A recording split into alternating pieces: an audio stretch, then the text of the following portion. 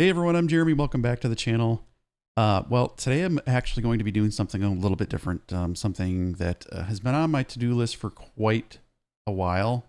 And if you know me and you know my website and you know the videos, the previous videos that I've created, you know that almost all, if not all of the applications I've reviewed use Docker.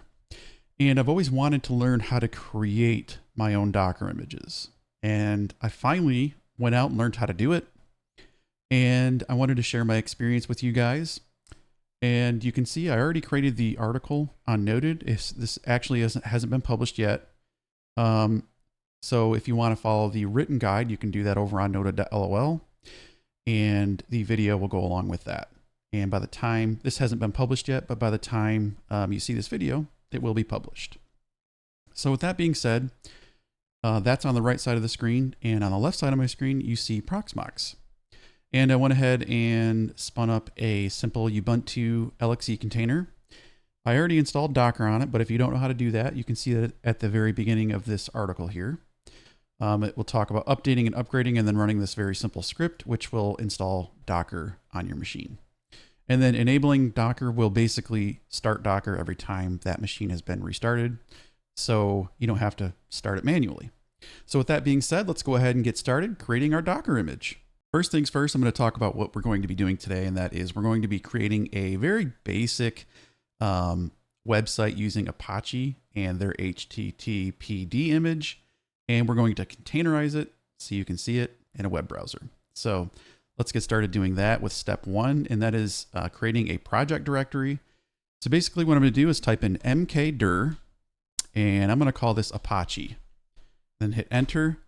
Then we're going to go inside that directory by typing cd Apache. Hey, we're inside the Apache directory.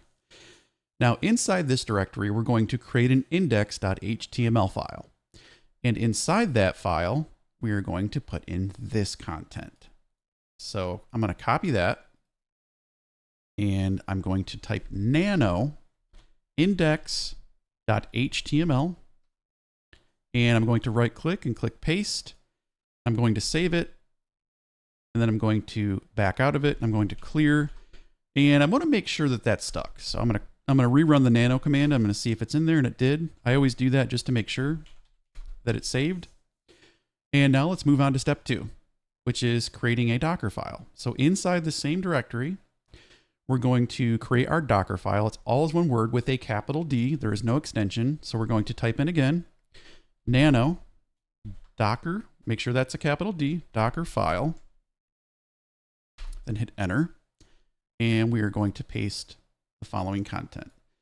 And what this is telling the file to do is go out and grab the latest Apache image. And we're going to take all the files that it pulls down and we're going to put them inside, or this index HTML file inside the user/local/apache2/htdocs. So we're going to paste that content inside the Docker file. We're going to save it. I'm going to exit out. I'm going to clear this screen, and I'm going to run the command again to make sure it actually saved it, and it did. So we'll clear that again and move on to step three. And step three is building the Docker image. So step one, step two, and step three. I added these extra steps in here just in case you aren't inside your working directory.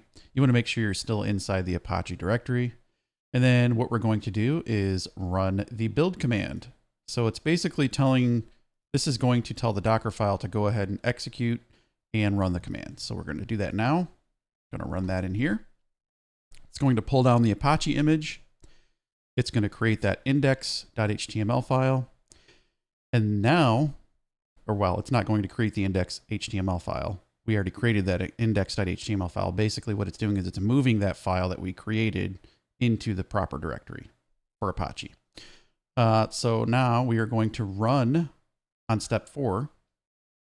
We're going ahead and run it. And what this is going to do is it's going to tell this container to go ahead and stand up. And what I want you to do is expose it on port 8080. So that's what it's going to do.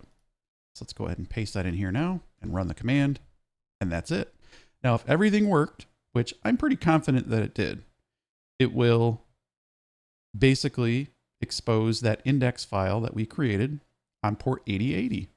So I need to find the IP of this LXC, which I'm not sure what it is. So I'm just going to type in IP space ADDR. And under number 2 here, I can see that it is on 8.8. I'll pop open a browser here and paste that in. There it is. Hello Docker. This is my first Dockerized Apache website. That's it. I was super impressed with how easy this was to set up and get working. And that's all there is to it. So I think in a future video, I want to show you guys how you can map this index.html file externally so you can have access to it, so you can edit it on the fly and you can change things without even restarting the container. We can do that, and then I can actually show you guys how to publish your images to Docker Hub. So if that's something you guys are interested in, let me know in the comments. But this is a very basic tutorial. I'm still new to it, but it works great. I was very happy with it, and I hope you guys are too. Just something a little bit different today. I hope you guys enjoyed this content.